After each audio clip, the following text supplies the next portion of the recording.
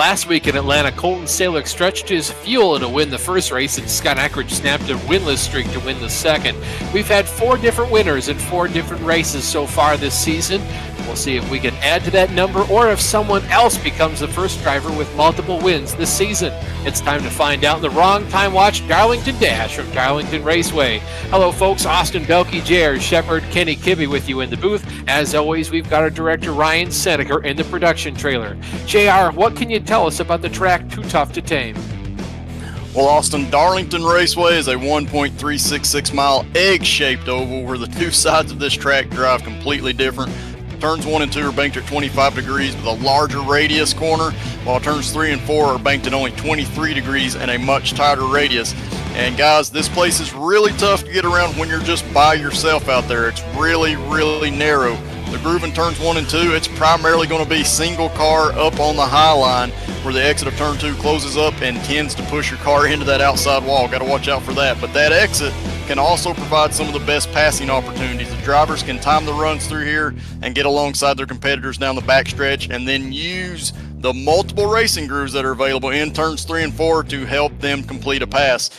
But to make those passes here tonight, these drivers have to be patient, not only with their competition, but also making sure that they're driving only the racetrack and not just their competitors. You've got to keep those tires on this truck through the long run if you want to have any chance at the end. Austin, like you said, this place is the track Too Tough to Tame. So tonight, which drivers will tame this place the best and roll into victory lane? In my opinion, this is going to be a very exciting race to watch. Couldn't agree more, JR. This track, you can see the track map in front of you. It's bigger on one end than it is the other. Historically, the story has always been there's a minnow pond on one side of the track, and the person who owned the land when the track people bought it said, hey, you can build the track, but just don't mess with my minnow pond. So that's why we have a track with 2 oddly different shaped ends. Kenny, you've got some keys for us. Yeah, guys, so tonight we're going to have twin 60-lap races driving in the Craftsman trucks this evening. Qualifying going on right now is a 4-lap average. Drivers are putting down their times right now. 2 sets of tires sitting on the pit road for each race tonight. So tires, they're going to be at a premium. Both sets very likely will be used in both races. Expect 1 pit stop for fuel. And the keys to the race tonight, keep it out of the wall, especially early on. We've heard of the Darlington stripe. Wall contact is a pretty common thing to happen here, but you don't want to slam it, and you don't want to get up into that wall early especially.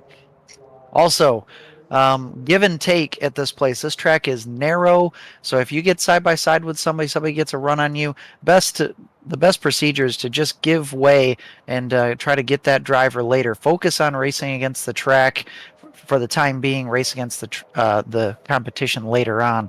And if we do happen to get a green flag pit stop, the pit entry here is treacherous. You have a lot of apron to work with, but it's a really sharp and slow entry into pit lane, so that will become a storyline if we have green flag pit stops tonight.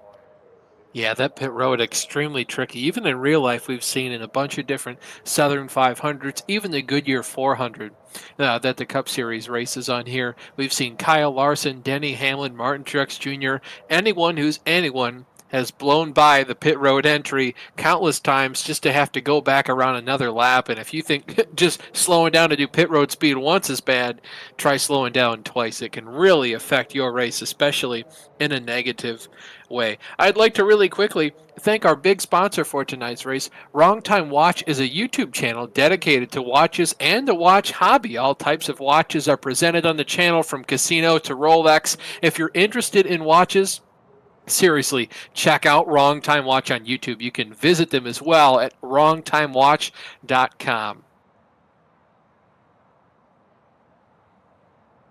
Well, guys, 2 names stick out to me as being basically the drivers to beat here tonight, and they're the guys that are first and second up on the timing charts right now in qualifying, Scott Eckridge and Jeff Ward. My mind always goes back to the first time we ever came to Darlington Raceway. It was at the Season 1 finale where Scott Eckridge and Jeff Ward were racing each other neck and neck for both the race win and the championship, and it was Scott Eckridge that came out on top, and Scott just really found a great way to figure this racetrack out, and you can see that in the fact that he's got a 10th over Jeff Ward just in the qualifying so far. Yeah, exactly right. Those are two that you're going to have to watch this entire race. They're very, very good at getting around here, and Jeff Ward is extremely fast in the short run normally at this place, so he may be able to make something up earlier. Starting on pole, it's a man we just mentioned, two-time PGRL Series champion, Scott Eckridge. He's got another two-time PGRL Series champion to his outside, Jeff Ward. Those two drivers complete the first row. Robert Barney, Ryan Zima, one of our drivers victorious in Daytona, are going to line up in row number 2 with Michael Krobach and Thomas George in row number 3. Chris Lanini and Brian Yazik are going to line up in 7th and 8th, followed by Mike Rasmus, who rolls off at 9th, and Tyler Dohar, who starts in the 10th position. Jonathan Cadell lines up in the 11th position with Paul Pepper, our other Daytona winner, in 12th, followed by Woody Mahan in 13th and Brian Fletcher in 14th. Sawyer Nelson's going to line up in the 15th position, followed by Zach Olson, the slowest driver to take a time, but it's still going to net him a top half starting position. Matthew Boniface is going to roll off in the 17th position, followed by Colton Salick, one of our winners last week, in 18th, with Matt Taylor and Isaiah Dupre rounding out your first 20 starters, JR. Yeah, starting 21st tonight, we have Adam Jersky rolling off in the next row. Mark Cohn in that 8 truck, 22nd place. 23rd place is Ryan Keese. 24th is Joe Hassert. 25th place will be Nick Cody. 26th is Travis McQuistion. Starting 27th tonight is Brian Greenlee. Gael Brooks, he'll roll off in 28th place. Tyler Dolger, he'll be in 29th. 30th place, Carson Abe. And rounding out your field for tonight, 31st place is DRJ Don Runkle Jr. looking to make up some ground. Thanks, JR. iRacing pace car now taking the drivers around. And JR, we talked about it at the top of the broadcast. Scott Eckridge and Jeff Ward looking to be two of the fastest drivers out there on the racetrack. Also, maybe seeing some throwback schemes tonight. We'll see if we have any here. Darlington, usually the place where those get brought out. So we'll see if any of those pop up. Thomas George is looking like he's got a throwback scheme. Of course, a big fan of Mark Martin. So to see him run a Valvoline truck, not too surprising. No, not at all, and always cool to see those special paint schemes here at Darlington. I will say, Austin, looking at where Scott Eckridge is choosing to start, he's on that inside line. He's going to have to make sure he gets a good start here. Otherwise, Jeff Ward's going to be in that preferred lane on the outside going into turn 1. So, Jeff, it's very important for him to get a good start here. Yeah, especially with what you guys were talking about before we even went live on the broadcast. These trucks are kind of bogged down off the corner, so if you can keep your momentum up top, you'll definitely be in a much better position. iRacing pace car goes down pit road. The field in the hands of Scott Eckridge, waiting now to get the green flag, and we are underway and racing in the wrong time. Watch Darlington dash. Scott Eckridge yarding the field right now. Jeff Ward, not quite the start he would have wanted. Looks like that Ford truck, Ryan Zima, just going to follow right in behind him. Zima, very patient for the moment. Yeah, everybody trying to get single file right now because you do not want to get in an accident early. These trucks will be moving around on low tire pressures. Bottom him out a little bit. Oh, one truck hard in the inside wall. That was the 07 truck. Yeah, and we're going to stay green right now. He's able to get towed and off the track, so a lot of times we see here at Darlington vehicles that spin toward the inside of the track. The caution does not come out. That just took place here. And Tyler Dohar there, the 07 truck, hard in the inside wall. This is a replay. Kenny just looks like it got out from under him. Yeah, he actually, Tyler Dulger there actually looked to clip the apron there, and it was just too early for that. Might be able to get away with that later on in the race, but right now, trucks are too free and spun him right around. Early exit of the race. Yes, that was Tyler Dulgar. That's my mistake there on the two Tylers. Scott Eckridge still your leader. He's got Jeff Ward in the second position behind him. Ryan Zima moved up one spot, traded it, in fact, with Robert Barney. Thomas George rounds out the top 5 drivers so far. Yeah, and guys, we mentioned it at the beginning of the broadcast, saving your tires throughout a run here. These drivers only have a couple of sets of tires for this race, and you can already see the drivers pacing themselves. Everybody's kind of bunched together, and one reason for that is Scott Eckridge is not trying to run away from everybody. He is running 0.4 of a second slower than what he qualified at the moment. Riding on board here with Scott Eckridge on board the 70 machine, looking out over the bed, we'll say, and over the rear spoiler of that truck. He's got Jeff Ward back there kind of haunting him, and for a while, JR, it's always seemed like it's definitely these two drivers that are the fastest here, especially with the next-gen Cup cars. And that's, so far, the only thing we've seen these guys race here in the Pretty Good Racing League is the next-gen Cup cars at Darlington. So for the trucks, a new car to see racing here. I'm interested to see if what we've seen so far this season is that, everybody's a lot closer together on pace, especially with these trucks in the Gen 4 Cup cars. Absolutely. The diversity is completely different from what we saw in the last several seasons. So we have newcomers to PGRL and we have seasoned veterans, and we have really mixed things up. We have a good mix of both of those, but not only that, we even have some seasoned veterans when we show the points later on that have moved up that we don't normally see toward the top of that chart. So this change up running the trucks and the Gen 4 car has been pretty awesome so far. Scott Eckridge getting really close outside, almost flirting with the outside wall, and Jeff Ward, you saw him just barely take a peek to the inside. Veteran move there, decided to back out of the throttle, give Scott a little bit more space up there at the front of the field and live to fight another day. No doubt he could have made Scott's life a lot harder, but he would have made his own life a lot harder as well. Yeah, for sure. And we can see a lot of these throwback schemes that we kind of talked about earlier, because we got them in good view right now, are guy up in the booth, Ryan Seneker, giving us some great shots right now. You see that 16 truck. That's a Greg Biffle Granger type throwback, so that's really cool to see. Not something that we see a whole lot, and we talked about Thomas George's paint scheme a little bit earlier. He's always running some type of a Valvoline, Mark Martin type paint scheme. That's really cool to see, especially here at Darlington. Looking at some two wide action there, a little bit deeper in the pack. You saw Brian Yazik kind of poking his nose out just a little bit, maybe thinking about starting to try to pass some cars. Not a whole lot of swaps for position so far. The biggest mover I can see so far, Matthew Boniface. He started in the 17th position. Now he's gained his way all the way up to 14th. And then Jonathan Cadell, another driver that's moved up 3 spots. Started in 11th, currently running in the 8th spot. We got a truck that got spun there. That's the number 5. So he's back up across the grid, but he's going to keep going, though. No caution. See if we can get a replay of what caused this. Self-spin or maybe contact. Yeah, he definitely got some help. And this is a really common thing to happen here at Darlington, where a driver will have a problem on the exit of turn 2, and the driver behind just doesn't check up in time or is trying to get around them and just kind of swipes them, and that's what happened there. Yeah, honestly, it looks like it was barely maybe an inch or two of overlap between those two trucks, and that just wasn't set to, so you're spinning there into the inside as we continue to look at there, that white and red truck. That's a Jonathan Cadell, one of our 2 biggest movers so far in the race. It's getting hounded pretty good by Mike Rasmus. Go ahead. So if we talk real quick about what just happened to Sawyer there, and then we look at the drivers up in the front, you see how tightly packed this group is.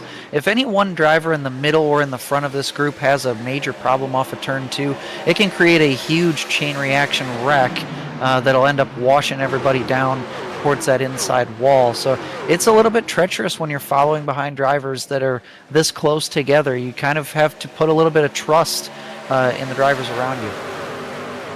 That time coming off turn number 4, Ryan Zima went around the outside of the number 9 truck of Jeff Ward. So move Zima now up into the 2nd position. Some more side-by-side action deeper in the field. You've got Michael Krobach battling with Brian Yazik. Those two are fighting over the 6th position.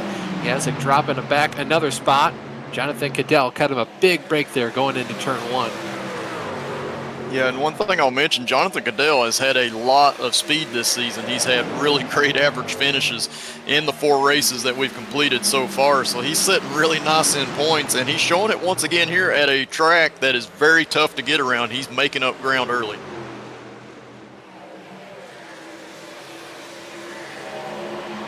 Down to the inside, that's Thomas George, a little bit lower than everybody else. Brings his truck back up the track, still riding around in that 5th place position.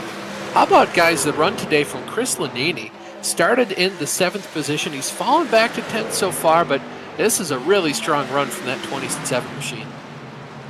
Yeah, definitely. Chris doing a great job at a track that's really tough. And the one thing that we kind of saw in qualifying is a lot of drivers did not even get a qualifying lap in, and that's because it was required to have 4 clean laps. It was the average of those 4 laps. A lot of drivers touched the wall or had some type of issue. Chris Lanini didn't, so that gave him a great starting position. Oh, hey, Ryan, let's go look at the 16 truck. Whole lot of racing and barging. Brian Yazik in the wall. Chris Lanini loose off the corner. There's a lot of stuff going on here in this battle for the 5th and 6th position. Side by side between the 16 truck there, Robert Barney and Michael Krobach. Thomas George has gone ahead and passed these drivers, so he's way out in front of this battle. Brian Yazik giving a push here to Jonathan Cadell even. Yeah, definitely. Trying to help your competitor in order to help yourself. This time it didn't work out. He was not able to get back in line before he loses a spot there. But this is something that we kind of expected. So we're on lap 15. A lot of these drivers have been taking care of their tires, taking care of their equipment. This is where the handling really starts to show, and those drivers that have taken care of those tires can start to make big passes. Yeah, Chris Lanini into the wall another time. He's lost a couple more positions. You saw the 78 truck. That was Tyler Dohar. He gave Brian Yazik a huge, I'm not going to say, he cut him a big break, I should say, in turns 1 and 2 coming off the corner. He elected to just barely crack the throttle and not really challenge Yazik too hard, forcing him too wide, and that would have put both trucks in a very precarious position. Yeah, it's something that you have to give and take in these races. You have to do that, because if you get into a wreck, you're going to be done for that race. And we know that one thing that they're doing this year in PGRL, if you complete at least half of the laps, you're getting bonus points. I believe it's half the laps. You may be able to correct me, Austin, but you get bonus points for doing that. It's very important to make sure that you get those. Matthew Boniface racing side by side with Paul Pepper there for a little bit in turns 3 and 4. Pepper, of course, the driver on the outside, able to keep that momentum up through the corner. He's going to hold on to that position just ahead of those guys. The 16 truck, Robert Barney, continues to bleed spots. Just lost one to Mike Rasmus. That puts him back into the 8th position. Brian Yazik, Tyler Dohar continue to fight side by side with each other. Yeah, I think around lap 13 to 15, we reached that point where the drivers who push too hard are starting to feel the ailments of their tires, and at about 5th or 6th spot it started to create a log jam. The leaders started to drive away, and that created a lot of anxiety in that group, that lead group from about 6th back to 12th place, and that created all of that really hard racing that we saw there for a few laps. Still seeing a little bit of side-by-side, but now is the time where you're going to start to see the comers and goers, where the drivers who took care of their stuff, they're going to start to be able to make those moves. You're going to see the field start to spread out like it has. This is really where you want to get into that rhythm and hopefully race the racetrack properly, because you still have a while to go in this fuel and tire run if we have a green flag pit stop, but you are starting to feel the tire wear right now. That side-by-side action you saw as we were riding on board with the 84 truck of Woody Mahan. That was Matthew Boniface and Paul Pepper side-by-side down the front stretch, and I'm not sure what caused it, but for whatever reason it looked like there was contact made and shot Matthew Boniface all the way down to the apron of the track, and he barely saved that thing from going up the track into Woody Mahan as he went into turn number 1. He since then collected that truck, now looking to get one of those positions back, at least from Chris Lanini for the time being. Yeah, and that's something that you do have to keep an eye on here, Austin. So the track itself, very abrasive, very slick, but if you get down on that apron at any point, even on the straightaways, this vehicle is going to go all over the place. So very nice job to not create a big wreck there. And Kenny, talk me through, I mean, we saw guys, like the 16 truck, Robert Barney, for instance, he was kind of running with everybody else for the first 13 or 15 laps, and all of a sudden, it's like his tires fell off a rock, and all of a sudden, his truck must have just felt like garbage, but it didn't really seem like he was pushing his tires any harder than anybody else. So if you're riding in the pack with people, what are you doing to save your tires? Maybe what was Robert Barney doing to make his tires essentially fall off a cliff all of a sudden? Well, since these trucks generally are going to build tight, and because of that, one way you can make up time early on is on corner entry. Like in turn 3, you can really drive it in, let the truck slide up the banking, and then come back down. I'm not saying that that's necessarily what Robert was doing, but that's one way where corner entry you can make up a ton of time, but you can also really chew up those front tires. And what you're going to see is you're going to lose mid-corner to exit speed, as we have a truck that's spun down the backstretch. It's Zach Olson scraping down that inside wall. He was just being lapped by the leaders. No caution still. But that's one of the ailments that these drivers are going to be feeling here, is tight middle to exit, and we do indeed have a caution. Not sure if it's for this or something else. Yes, this is Zach Olson, a 15 truck, spun off at turn number 2 and then went backwards down the back straightaway. You see, he's going to pull back onto the track slowly. He does it in a safe manner, but I almost wonder right there, like since he has good proximity, close proximity to another truck, that maybe it threw the yellow because of that. Yeah, I'm pretty sure that's what would have done it, because I think he pulled up to the racing surface and was just on it enough that iRacing thought that a car up there was going too slow for where they were and brought out the caution. This is what caused Zach to spin around. Oh, he's just up there by the fence, and I'm sure going a lot slower than Ryan Zima figured he would have been going at that time, and contact was made and sent the 15 around. Yeah, and that's a tough spot for both drivers. You know, Zima's trying to keep up. He's second place, trying to keep up with the leaders, and it just narrows up. Zach wasn't taking much more than a car width from the wall there, so he was doing a good job staying out of the way. But like you said, I don't think Zima was expecting that quick of a closing rate, as you got trucks on pit road here. Yeah, and you can talk about this too, Jay, as we see a bunch of trucks onto and off of pit road here. You set up your corner exit basically when you enter the corner. I mean, there's basically one correct way to drive this racetrack, and Zima was already very much committed by the time he even saw Zach Olson was there. Yeah, very much. So your truck's essentially in a four-wheel slide, four-tire slide coming off of turn 2, and that is set up from the center of turns 1 and 2. You have to be committed to that in order to carry that speed, and once you're there, you're there. There's nothing you can do to stop or slow down or avoid something like that. That was just one of those bad situations that Darlington is known to create here. We'll go ahead and take the advantage opportunity of this caution to show you folks at home the point situation heading into tonight. This is from the last 2 weeks, so 4 races so far in the championship. Jonathan Cadell head and shoulders right now above the rest of the pack. Ryan Zima distanced himself very well from the rest of the pack as well. So those two drivers just the class of the field so far: Tyler Dohar, Thomas George, Jeff Ward, Gael Brooks so far. All those drivers in the top 6. Interesting to see Scott Eckridge only cracking the top 10 so far, but he had a very, very dismal run at Daytona, taking out both the races we had there. So you look further down through the championship standings, now looking at 11th to the 20th position. You've got guys, more mainstays here in the Pretty Good Racing League: Michael Krobach, Adam Jersky, Woody Mahan, a lot of guys, even Brian Yazik down there, just not having the season so far that we're used to seeing out of them. But no doubt we're going to see all 4 of those guys climb up through the ranks here as time goes on. We'll go ahead and put the rest of the standings there down your screen.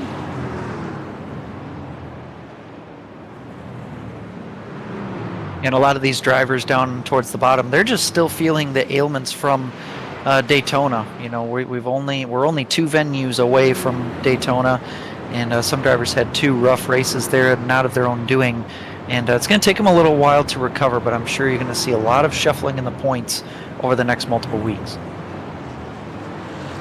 Go and thank tonight's sponsor, Wrong Time Watch. They're a YouTube channel dedicated to watches and the watch hobby as a whole. All types of watches are presented on the channel, from Casio to Rolex. If you're interested in watches whatsoever, check out Wrong Time Watch on YouTube or visit wrongtimewatch.com. I've always been fascinated by the interworkings of the watches. So much precision is needed to put those things together, and the fact that people do them in their free time with their own 2 hands and a bunch of those tiny little finicky tools that they have always amazes me. Even the great Henry Ford, average watch collector, loved to work on watches in his spare time. And while we're at it, we'll go ahead and thank some of our season-long sponsors in the Pretty Good Racing League, like Winternode. If you're looking for fast, reliable game servers and web hosting, Winternode has you covered. With lightning fast performance and expert support, Winternode delivers the power and flexibility you need to keep your online world running smoothly.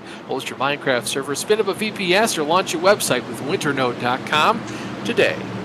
iRacing pace car back down onto pit road.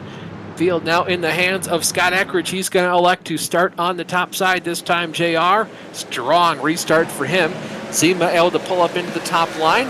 Who's that driver 30 lineup there? It's none other than the 72 car, Michael Krobach, gaining another couple of spots. It's going to shuffle Jeff Ward back into the 4th position. Yeah, Krobach having a good pit road stop this last time by, moved him up into a good position where he was able to capitalize on this restart.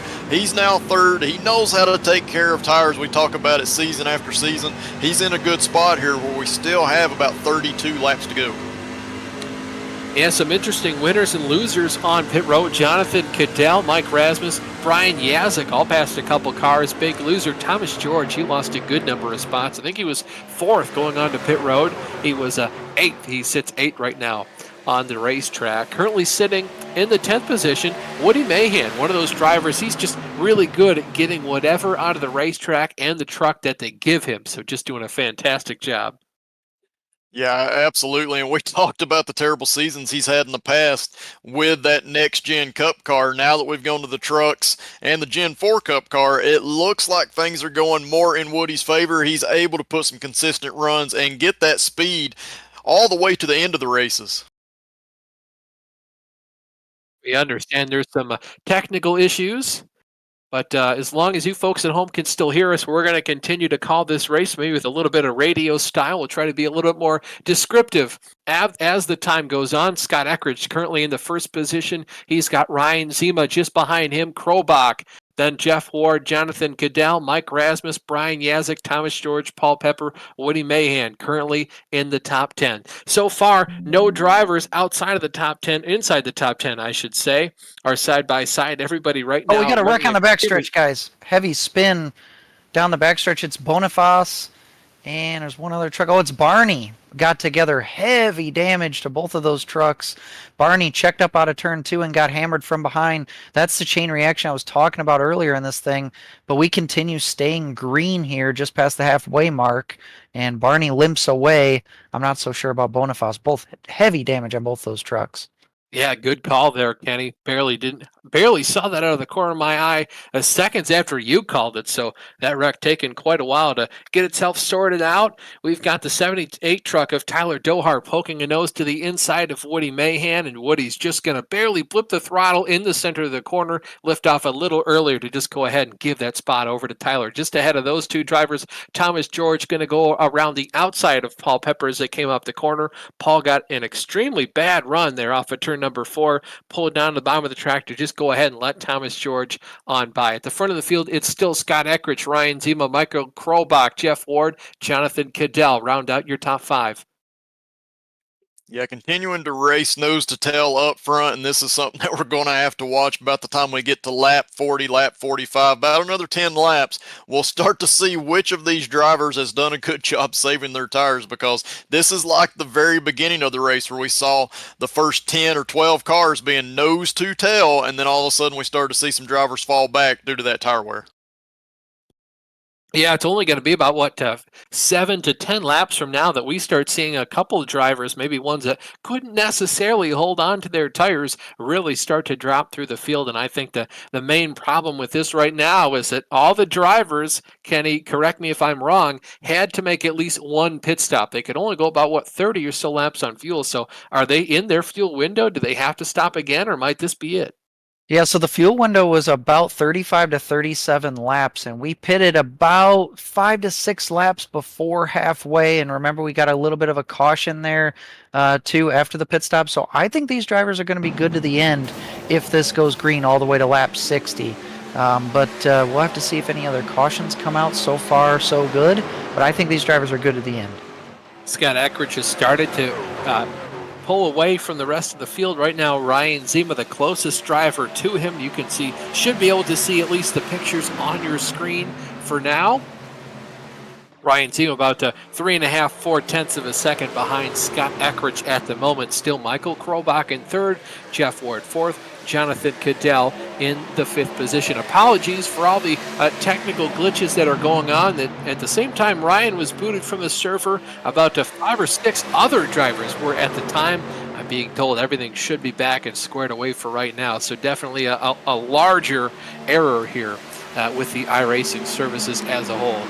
Yeah, and one of the first pictures we saw there when it came back live was Paul Pepper just hammered the outside wall out of turn 2, and he has felt the the problems from that since. He's dropped down to 16th place. I think he's kind of settled in now.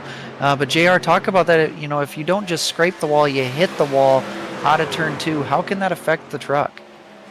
Yeah, so to start off turns 1 and 2, you really do that high line. You get right up against the wall through the center of the corner, but you want to pull your truck back down on corner exit because we talked about it, turn 2 kind of flattens out and narrows up, and the truck wants to naturally push out. If you're outside of that groove, the truck goes straight into the wall, and you hit it very hard, and more times than not, it is going to affect that right front toe and really cause a lot of handling issues, not to mention the damage you're going to get on the right front fender or fascia area of these trucks. So it's very easy to do, but once you do it, you're going to be in for a rough night because that truck is only going to get tighter than what it already is.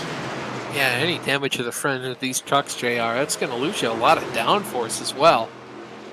Yes, absolutely. And again, these trucks, we talked about it earlier, Kenny did, they go tight as you get into a run, gets tighter and tighter and tighter.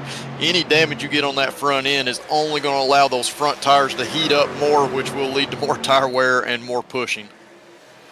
Brian Yazik has done a phenomenal job to get himself back closer and closer to the top 5 where he was trying to get before we had that caution. He came off of pit road in about the 10th position, ran there for a while. He's been making up a lot of spots since then. Most recently, he's gotten around that 6 machine of Thomas George. So Yazik doing a phenomenal job. And Jonathan Cadell, he's hung right up in there, Kenny. We saw him come off of pit road a lot closer to the top 5 than he was before. He's been doing a phenomenal job with Mike Rasmus to stay up there and just near this top 5, if not in it.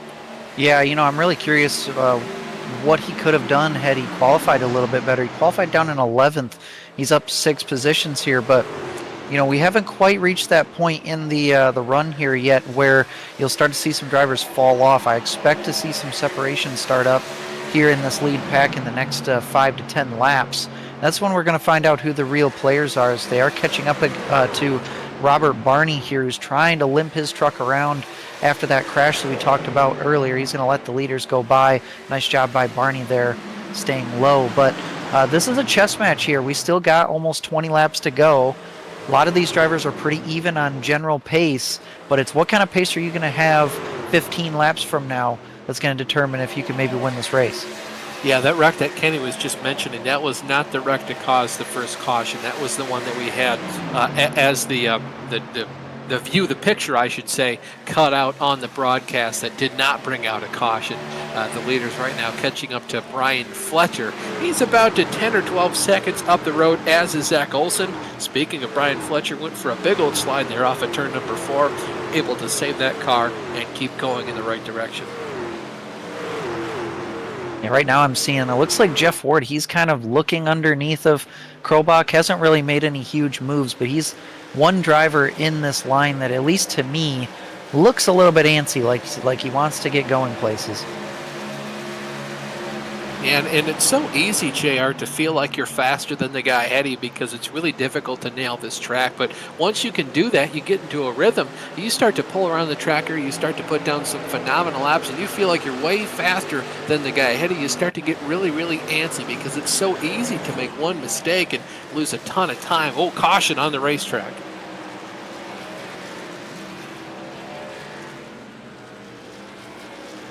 It's Isaiah Dupre. Looks like he's apologizing over the in-game chat. Looks like he might have gone up the track on Mark Cohn. That's Mark in the 8 truck, and it's pretty darn close to just a racing incident, I'd say, if we get another replay of it here. Yeah, I mean, well, you look at Mark Cohn, he's leaving a little bit of space between himself and the wall. And not to say that Isaiah Dupre was necessarily expecting him to go up higher, but I think that's kind of just two drivers fighting for some of the same real estate. Also, a little bit of net code there kind of hooked Dupre in the outside wall. I think they were going to hit each other regardless. But yeah, that's just an example of Darlington being narrow. Yeah, I couldn't agree more, Kenny.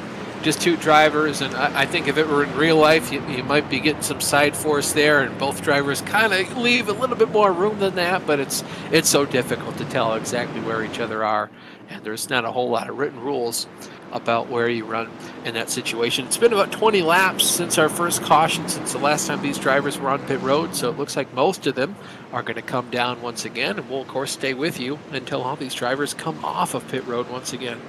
Yeah, so this is going to be an easy call for everybody. They're going to put on their last set of tires. You might see a few wave arounds here. Some people stay out to get a lap back, but everybody, for the most part, is going to come in, take their final set of tires, and we're going to have probably around a 12 or so lap race to the finish. Also of note, Colton Salick was one driver. He entered the server but didn't race. He did end up, he's in the truck now getting some practice laps. I think, something schedule-wise, he couldn't fully race this event, but he'll be in race 2. He'll be a driver to watch. He's trying to get some warm-up laps out there right now. You see the drivers racing off of pit road. This is kind of the money stop, and wow, Thomas George beats Eckrich out of pit lane, and Eckrich might have actually lost 2 spots. Zima might have beat him out as well. That's a big moment in this race. Yeah, I have to assume Thomas George took only 2 tires, hopefully for his sake the right ones. I think Zima and Scott Eckrich both took 4, and I think Scott might have just barely either rolled through his pit box or had to stay in the pit box a little bit longer to try and select the right amount of tires to do. With that, we're going to take a quick break and be right back in about a minute and a half.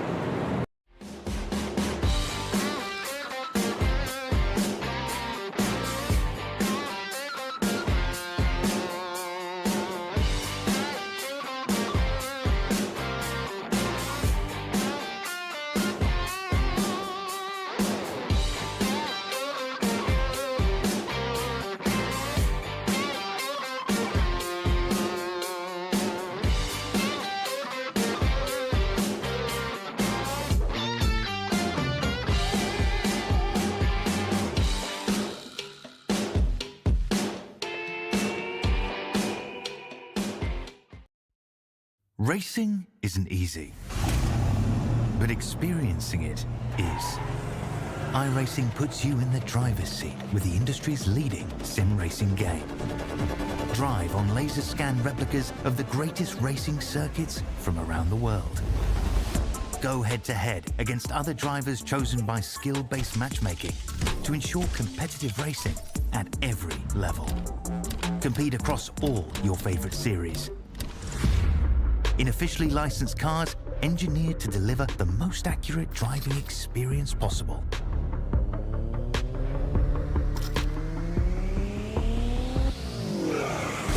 Join a race or host your own with players from across the globe. Race against the computer or in a league with friends. Feel the thrill behind the wheel. Visit iRacing.com.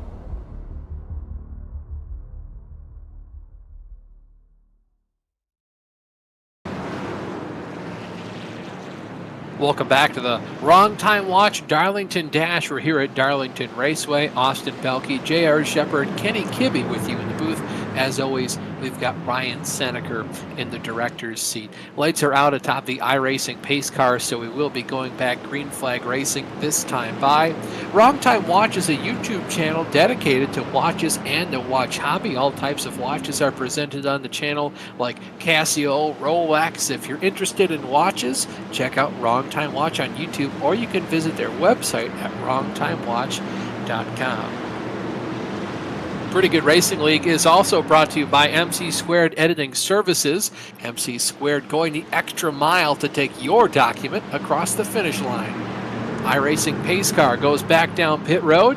The field now in control for the first time of someone that isn't Scott Eckrich. It's Thomas George. He took 2 tires on the most recent trip down pit road to get himself the lead. And at the same time, Scott Eckrich not only gave away the position to George, but also lost a spot to Ryan Zima. We'll see what Zima can do. He's the first truck. Make that Michael Krobach now the first truck with 4 fresh field goods on that race truck. Ooh, Krobach in the outside wall. Looking at 3 wide going down the backstretch. Jeff Ward around the outside of Scott Eckrich, not leaving him a whole lot of room. We'll see what Michael Krobach can do from here. Yeah, and there's no saving right now, guys. Only 10 laps to the end of this race. Drivers are going hard. That's why we're seeing slight contact with that outside wall. They are pushing, trying to get everything that they can. Krobach doing a fantastic job on that restart from the second row, being able to get second place here. He's going to go after Thomas. Yeah, for right now, if you think Thomas George's 2 right side tires are going to fall off a lot faster than he would like them to, Michael Krobach is in the catbird seat riding along with him right now. You see Scott Eckridge and Ryan Zima really pushing it into the corner just behind those guys on corner entry, trying to get all the time they can possible. Thomas George, though, hasn't put a tire wrong. Yeah, not yet, but once these tire temps come up, those 2 tires will be a disadvantage, and the trucks behind him with the 4 tires should be a lot faster. The important thing that Krobach has to do, he has to start thinking 1-2 laps ahead. He's got to time this correctly to try to make that pass. If he doesn't, we got another trucks behind him are going to get him. Another wreck down the backstretch, guys, and that's going to reset the field. Nick Cody went for a turn. I was watching these guys battling for about 15th. They were just door slamming each other, beating and banging, and finally it came to a head, and Nick Cody ended up the odd man out. We'll take a look at the replay here. See there, a little bit of a checkup. Couple drivers got together. You see there, Cody just kind of got stuck in the middle and moved up the track just a little bit and got turned there by Paul Pepper. Yeah, just a very narrow situation there for Cody. He's going to be able to keep going, but a couple drivers took the wave around on that last caution. That's going to bring them up even with everybody else now. There's another look at it from the blimp. Yeah, and 3 cars going into 1. That's, I mean, not a whole lot you could do in that situation. yeah, I mean, you saw Cody had to check up for some drivers in front of him and just kind of got put into the middle. He didn't insert himself into the middle. He just kind of got thrown into that situation, and things happen really quick here at Darlington. But we will be able to get a restart. JR, do you think this is going to help Thomas because he can get those tires cooled down? I think it'll help him for at least a couple laps. Absolutely, it's going to help him. That's what we were talking about a little bit right before that caution came out. The cooler those tire temps are, the better he's going to be on grip. Once those tire temps come up, that's where he's going to get the differential in air pressure and tire wear from left side to right side, and that's when his truck's going to start to handle worse than those with 4 tires. So this will definitely help him, and it may be exactly what he needed to have a shot to win the race here. Well, Kenny, you talked about maybe us doing an interview during the caution. We suggested Michael Krobach might be a good driver. We'll go ahead and pull him up into the booth here. Hey, Michael Krobach, it's Austin and the boys in the VGN booth. You got a copy? Yeah, how's it going, Austin? Pretty good from up here. Looks like you're, I would say, in the catbird seat if tires, Thomas's tires wear off too soon. Yeah, I mean, I knew that restart mattered a lot, and so I figured with Thomas taking the top, I needed to really try to get around those couple of guys. I think Ryan and Scott both have better trucks than me, but I think maybe I can get Thomas. I don't know. I'm happy with the top 3 run. Fresher tires do matter. I've run a bunch of truck races here, and they do matter, but I don't know if we'll get to that window where it'll kind of switch over. So we'll try to get a good restart here and try to settle in, see if we can get Thomas, but otherwise just happy with a nice solid run. Yeah, for sure. Doing great, man. I'll hand you over to JR. Yeah, hey, Michael. Looks like you're going to get to, maybe take that outside. You think Thomas is going to give that to you? And if not, how do you think that inside is going to work out on this restart? I'm thinking Thomas is going to take the bottom here, but I think either way, he'll probably get a good jump. Thomas is really smart at restart, so my kind of goal here is just to not get run over from behind, kind of defend the position. It's real hard to pass on the bottom. I don't know if you noticed that on the broadcast so far, but the truck gets pretty tight in the aero wash of another truck. So I've been trying to set up my passes to get a good run, either off corner exit or kind of rip the top around a guy, maybe kind of fake a move to the bottom and kind of rip the top. It'll be real tough here, but we'll see what we can do. Michael, this is more than likely going to be our last restart of this race. How much of the, since there's no restarts in PGRL, how much are you racing to lap 60, and how much are you racing to as if this is the last lap? Oh, I'm racing to try to get the lead on this restart. I think we might wreck again, or you don't want to give that away. So I want to kind of try to stay even with Thomas here if I can. And I think if I have any bit of the truck on this outside going into 1, I think we'll have a better drive off. So that's kind of my strategy here, get the lead if I can. Getting a little bump here from Scott under caution. I think he's going to be eager to go too, so hopefully he can push me around the 6th truck and we can put the 72 in victory lane. Awesome. Well, Mike, thank you so much for your time. Best of luck in the race, and hopefully we're talking to you again in about 5 laps from now or something. All right, thanks, boys. Have a good one. Oh, kicked him out a little bit too early. That's all right, though. A little faster than he wanted. Hopefully he can use all that speed to his advantage. Go ahead and send him back down there to the Loud Pedal Motorsports group where he resides for the most part. And best of luck, like we said, to Krobach, and always appreciate talking to these drivers while we can, JR. Yeah, absolutely. And just like Michael said, he's looking to get a decent restart. He just needs to be alongside Thomas as we go down the front stretch. He does have the 4 tires. He should get a better drive off on the launch here. We'll have to see how it works. Oh, he had the advantage there if he wanted to. He gassed it up and then had to slow back down. Thomas George saw that and took right advantage of him. Thomas George right now single file all the way at the top of the racetrack. We'll see if Krobach can get up there. Otherwise, Ryan Zima might be able to drive it to pull this off side by side between Krobach and Zima. They're going to come off the corner a little bit sideways. Scott Eckridge might give a big old push here to Krobach going down the back straightaway. Yeah, Scott helping Michael there a ton. That allows him to clear going into turn 3, and it gets Scott on the outside of Zima coming off of turn 4. Yep, Zima's going to get tight. He's going to have to lift, guys, but he gets back in line. Yeah, he got loose and had so much wheel in that truck. He just spun that thing around. Scott Eckridge pulling a slide job on Krobach into turn 1. Oh, Mike Rasmus going for a little bit of a spin. We'll see if he saves it. Looks like he's got it for now, but he's going to lose a lot of spots. Jonathan Cadell side by side with, I think, Zima. He almost got put in the inside wall, and indeed they're wrecking again. This may or may not bring out a caution. Yeah, Zima and Cadell just pancaked each other. Oh, and we're going around in 3 and 4, it looks like. No caution. Yeah, Jonathan Cadell spun by the 91. Oh, I reckon again on the front stretch, guys. Some of the front runners. Jeff Ward is involved. And Matt Taylor spun around there, or was the driver that spun around Jeff Ward facing the wrong direction. Still no caution. We might get one here when Jeff Ward turns his truck around. No, there's no field there in his way, so we're going to stay green. Scott Eckridge now within about 2 or 3 car lengths of Thomas George. They're going to get the white flag, 1 to go this time by.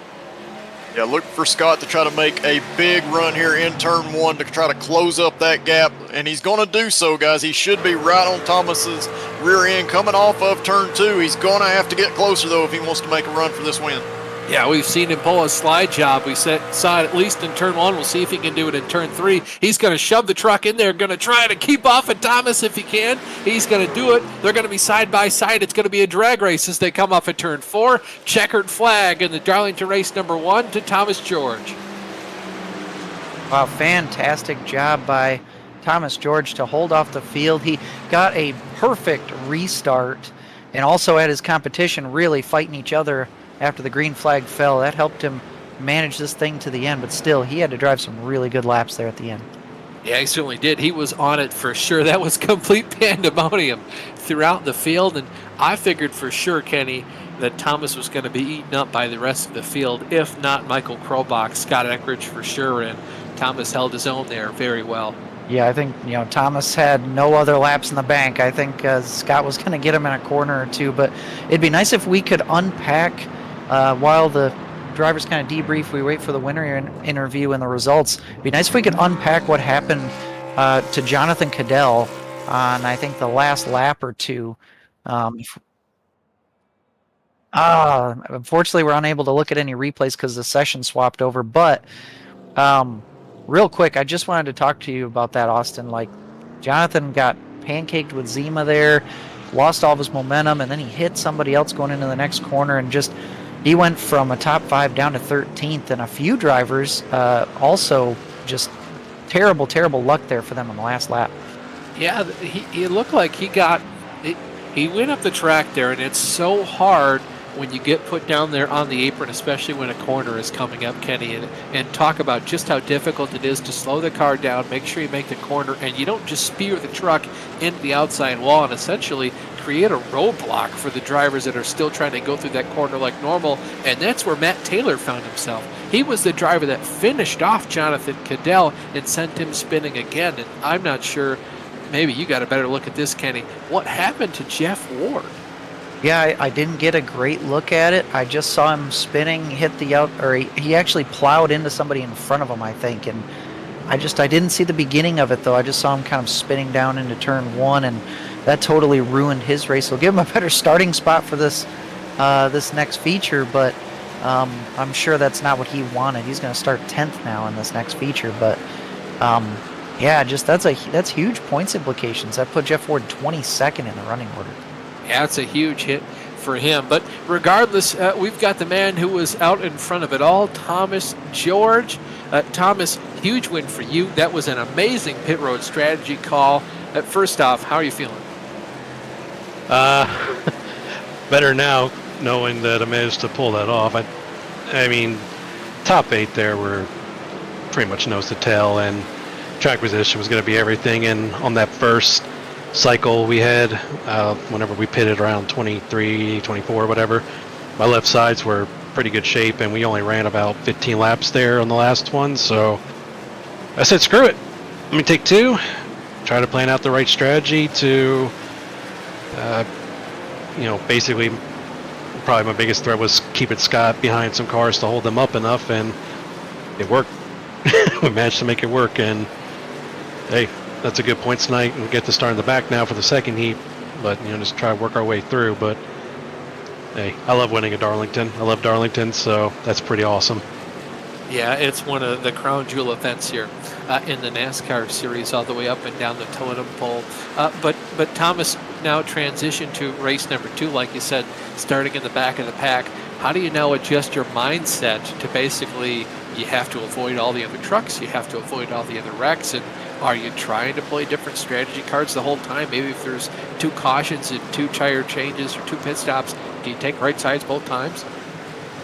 I don't think you can do that both times. You got to just adapt to the situation that comes along, and I think it's going to be a little bit more hectic with the invert. I think you're going to have a lot of mixed, skill sets going up against each other. I think there's going to be a couple more cautions, kind of like last week for a little bit there before it gets thinned out, and just got race the racetrack more than anything, and then worry about just avoiding any carnage that comes. And I mean, I've done it before at Darlington, so just got to take it one lap at a time.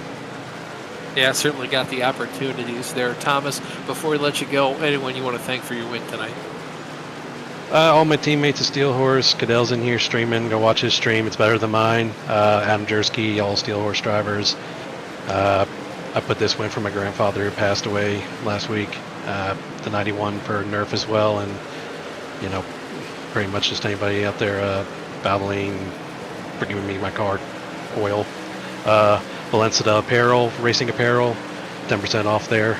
And Sirius XM, blah, blah, blah, all that. Sorry, I'm trying to hurry up before we get to the next feature. And you guys are putting on the broadcast. You're fine. Thomas, again, thank you so much for talking to us. Congratulations on the win. Appreciate it, man. Thank you. That was Thomas George, winner in race number 1. And now, guys, we have to transition to race number 2. So we've only got another 30 seconds left in practice. And as you can see, JR, the sun has gone down. The lights have come on. Yeah, exactly right. And the track temperatures are significantly lower. We're talking 40, 50 degrees difference. That is going to help with the tire wear that we see here. And it's going to mean that these drivers can run just a little bit harder than they did in race 1. Yeah, I think those lap times are going to come down. You're going to see a lot more on throttle time. Still going to see that classic Darlington wear. Also, visibility won't be an issue with the sun being completely down. But remember, first 2 weeks of the season, we've had really high attrition in the second race. We'll see how that plays out. So starting on pole here for race number 1, if he's indeed back in the session, will be Tyler Delgar. There he is on the front row. He's got Colton Salick starting to his outside. Chris Lanini is going to roll off into the second row, followed by Joe Hassert. Lines up to his outside. Matthew Boniface is going to start off in 5th with Sawyer Nelson in 6th. Isaiah Dupre and Paul Pepper complete row number 4 with Travis McQuistion and Jeff Ward rounding out row number 5. Brian Fletcher and Carson Obb start 11th and 12th with Jonathan Cadell 13th and Zach Olson in 14th. Robert Barney in the 16 truck lines up in 15th, followed by Brian Greenlee, who rolls off in the 16 spot. Mark Cohen in the 8 truck, he's going to line up in 17th, followed by old DRJ Don Runkle Jr. in a 00 car, and rounding out the top 20 starters, JR, is Ryan Kiss and Nick Cody. Yeah, starting 21st in race 2 will be Adam Jersky in that 71 truck. Alongside him will be Matt Taylor, starting 22nd. 23rd place, Woody Mahan rolling off, having a pretty decent finish in that first race. Alongside him in 24th will be Guy L. Brooks.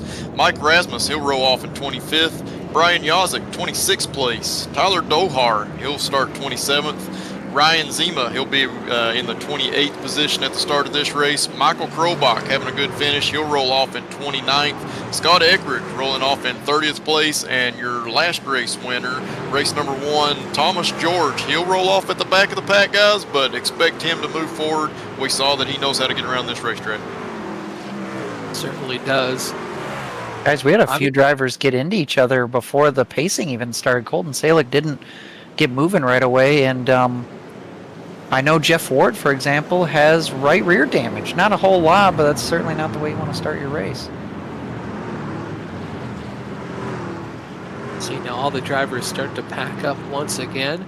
I'll be interested to see what Tyler Dulger can do. And for those of you at home who say, why is Colton Salick there starting in the second position? He had prior obligations at the same time as race number 1, so he showed up a little bit late and is now back just in time to take the green flag for race number 2. iRacing pace car down on pit road. Green flag about to fly through the air over Tyler Dulgar. Indeed, we're underway racing here at Darlington Raceway for race number 2. Wrong time watch Darlington races. Colton Salick easily out to the front of the pack. Oh, we're wrecking it immediately. That was Isaiah Dupre. I think he got hooked there. Like a broken record, guys. This is the exact same type of start that we've had in both of the second races each of the 3 weeks. I'm not sure who got into him. It was a Tide-colored truck. I believe that's going to be Joe Hassert there, guys. It just looks like through the corner, he goes to move up the track and actually gets a little bit loose, it looks like, comes back down, and yeah, just unfortunately, Isaiah Dupre was still there. Yeah, hooked into the outside wall. And luckily, somehow, only 2 trucks and really involved in that, but that's going to end Dupre's night. Yeah, so race number 2 starting out the same way that race number 1 ended. Looking on board here with Dupre, and you're going to see him get absolutely hooked in the right rear right there, and now facing the wrong direction. And is unfortunately going to end his night as you see the rest of the pack taking evasive action.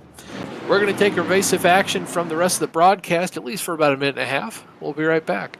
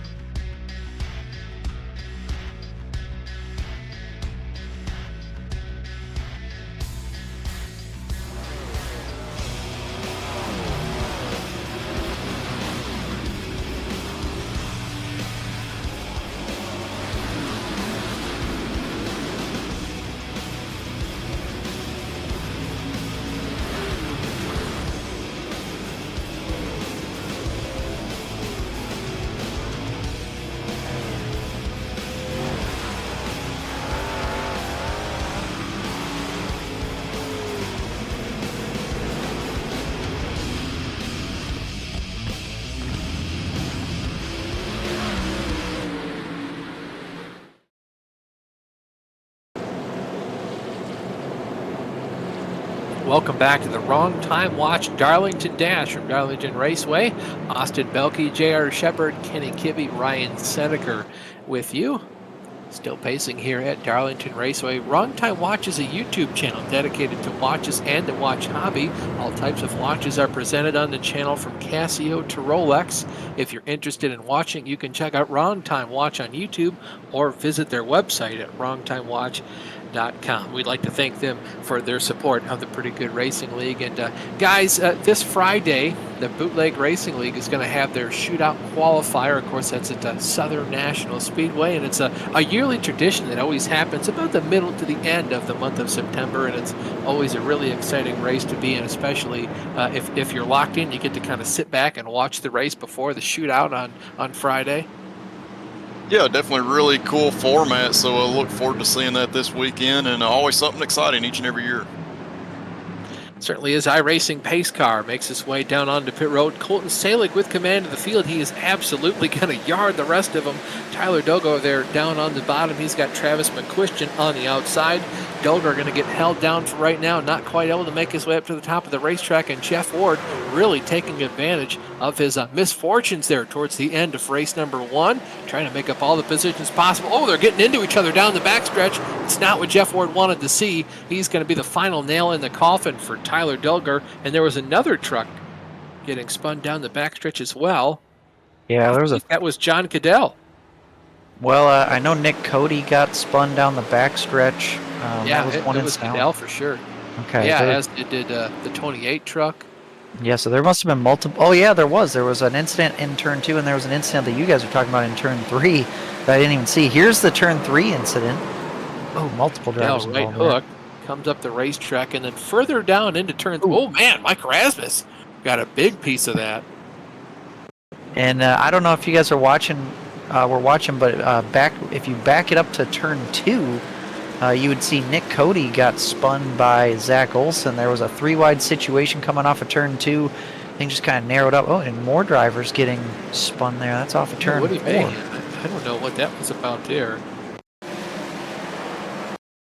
Yeah, here's what I was seeing from my spot. It was a 3-wide situation. Cody came up trying to get around Zach Olson, who was really off the pace, and it just narrowed up there. Zach, I think, got up into the outside wall and then spun Cody. But geez, it looks like Keys. And Ryan Keys in the 28 truck, one of the other drivers involved, as was the 00 car, DRJ, Don Runkle Jr. Heavy damage on those 3 trucks, and I know for a fact Mike Rasmus nailed the front end of the 1 truck there, but I don't know how much damage he might have. And just for anybody concerned at home, Woody Mahan's little spin there, that was just a self-spin under caution. I don't know if he had a bad downshift or something like that. That's what it looked like to me. Just looped it around, no contact. He gets to, looks like he's running in 10th, so no harm, no foul for the 84 truck. But guys, it's almost as if the last 2 laps in the previous race have never ended, because the vibe is exactly the same. And tempers are flaring out there, and we still have over 50 laps to go. Yeah, it's still a long ways to go in this race. What you guys say we kill a little time with maybe an in-race reporter, see if we can grab anybody? Check the sheet, check who's doing well. Maybe check if we've got anybody coming out of the infield care center. Nobody in there for right now.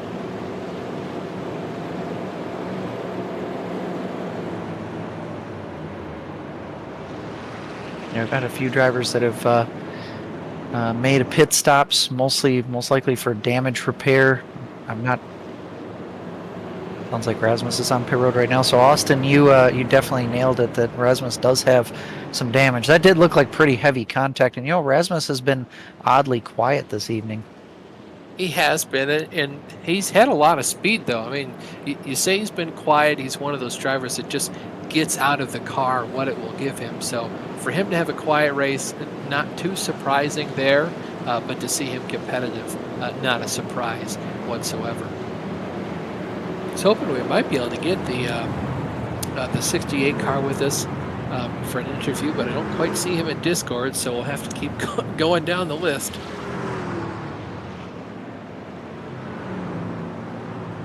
Oh yeah, maybe Gael Brooks. That might be one driver we'll go ahead and grab up here. Go ahead and get Gael Brooks in here. Gael will make this one short and sweet. Austin and the boys up in the VGN booth. You got a copy? Hey guys, how you doing? Pretty good, buddy. How's your race been so far? It's been a kind of an up and down day for you. Yeah, race one went pretty smooth. I say had some. I kind of thought there was a yellow there at the end, and there wasn't, so I just rolled out of it. Didn't go very well there, but luckily didn't lose too much. This one's been avoid the wrecks, and so far, knock on wood, so good. So hopefully it keeps going that way. Yeah, you gained a whopping 20 positions in race number 1 there, so you've had quite the night going for you so far. If you gain that many positions in race number 2, you'll come out of here with a top 5, but go ahead and hand you over to JR. Yeah, man, you had a great run, like Austin just said, in the first race. You're on the outside in this restart here, and it's going to be a little bit hairy. What are your thoughts before we go green? Yeah, I'm hoping I can try to single out, maybe kind of squeeze between the 6 and the 4. So we'll see how it really depends how everybody gets going through the gears. So fingers crossed it's clean. We'll let Gael go here as we're about to go green. Well, Gael, thank you so much for your time. We'll go ahead and put you back where you came from. Appreciate it, guys.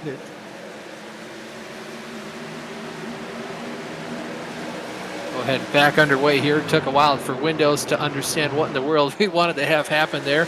Nevertheless, back green flag racing. Colton Salick got a big. Oh, we're wrecking again in turn 2. It's Zach Olson and Brian Yazik this time. Oh, Mark Owen going quite the spin as well. So I think we had another case of multiple incidents there. We're quickly in our yellow. Yeah, Brian Yazik ended up, I think it was a 3-wide situation again in turns 1 and 2. And Yazik's still trying to get his truck righted. He's destroyed, but this is the tail end of it. What happens here is he goes down low trying to make a 3-wide pass with Zach Olson up top, and he just barely gets nudged from Don Runkle Jr., which sends him up into Zach. And I think, yeah, here you go. This is in slow mode. Bear with us here. Yazik's trying to go by, and you'll see that red truck kind of dive down because he's trying to avoid Zach as well. At the same time, Yazik coming up, and just they run out of room and end up shoving in each other into Olson there, and they wreck. But Austin, did you see another incident too?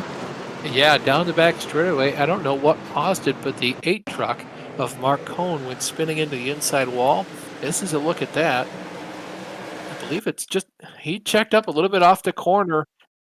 Yeah, and I don't think the 71 there was expecting it, so unfortunate. Probably early in there for Mark Cohen, and I just don't think Adam Jersky in the 71 truck was expecting a check up there. And Jared, it's like we talked about in race number 1, you're really committed there coming off of turn 2. Yeah, and when you're the truck like Mark Cohen, he's a little bit higher on the racetrack, which is fine. He's in a perfect place, but he had a truck right in front of him, so he's gauging his speed off of that truck in front. Adam Jersky was running a good low line on corner exit, and you just get tight at that section, which would be fine also when you're single file, but that pace closed up, and he was just barely to the inside of Mark, and they made contact there as they tightened up off of 2. Yeah, so guys, again, it's been true that this second race has been completely the opposite of the other races so far. We got multiple drivers in the garage area already. Some are, able to come back out and limp around, stay on the lead lap, but we have a few that are already out.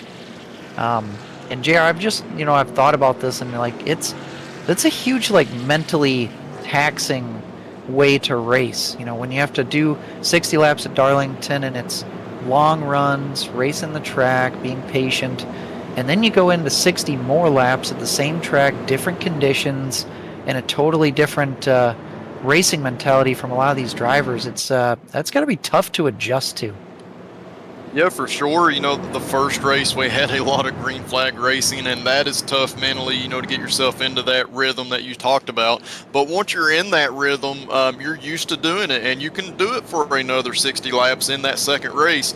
Unfortunately, this race is not turning into to longer runs. They're short runs, so you're looking for that small burst of speed for a few laps to make sure you can maintain or move yourself forward on the running order here. And it's a totally different mental state that these drivers are going through, and unfortunately I think it's going to continue to be that way in race 2 here. We've seen that the first 2 weeks of PGRL. Race 2 is always more aggressive, always more cautions, Probably mostly due to the invert and the disparity in speed that we have from the front runners to the back half of the field. We're going to go ahead and take a quick break very fast for about a minute and a half. We'll see you right back here.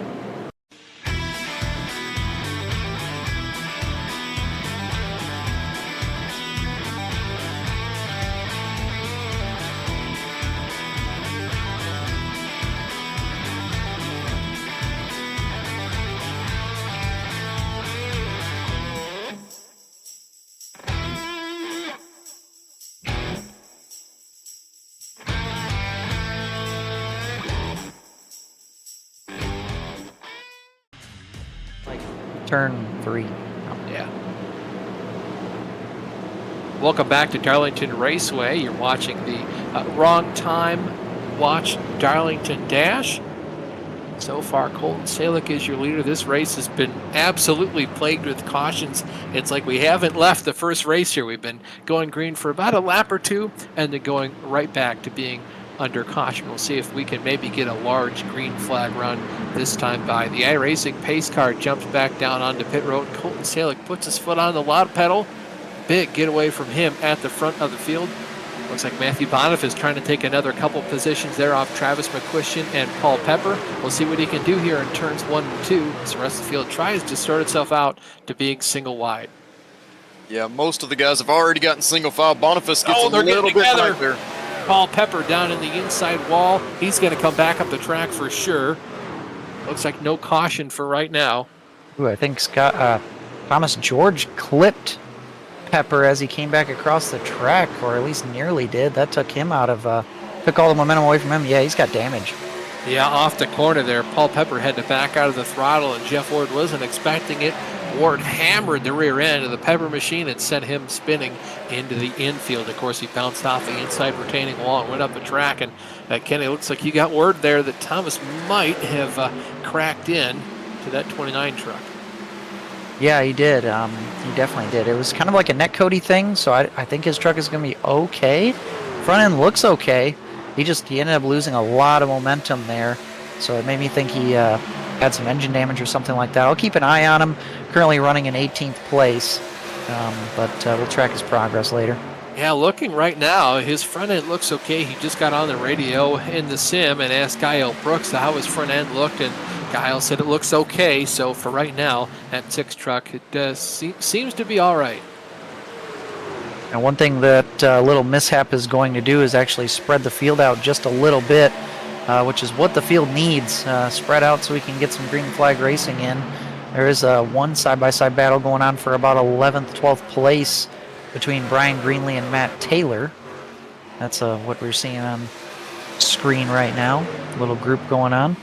Yeah, and of course, Scott Eckridge trying to pass all these drivers. He's got Mike Rasmus just behind him. Rasmus looks like he got all that damage repaired from earlier, unless I'm misremembering. He's out there on track just behind the 70 machine of Scott Eckridge. Yeah, guys, Scott finished second in that first race. He's already from the 30th starting position into 14th, and we've not been running that many green flag laps so far, so he's made some big moves on these restarts, and we know that as we get into this run, he's going to start to make more of them.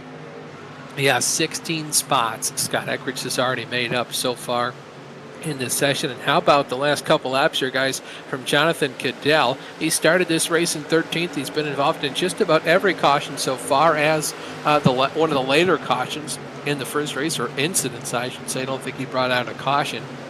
But he's already made his way back up into the 16th position right now, battling side by side with Mike Rasmus in the 68 machine. Oh, they're wrecking down the back straightaway. One car in the outside wall. That's the 91 truck of Matt Taylor. Looks like he got into it with, I want to say, Brian Greenlee. Yep, that is Greenlee. It is Brian Greenlee. And looks like these guys are going to keep it going with no caution. They're going really slow, but they are going to get going again. Yeah, it looks like even though they slowed down, they did not actually spin out completely. So I think that's why iRacing didn't throw a caution on that one. We're going to resume green flag here. Yeah, looking back towards the front of the field, the cars you're watching on screen, that was the 16 truck being hounded by the Krobach, Ward, and Zima machines.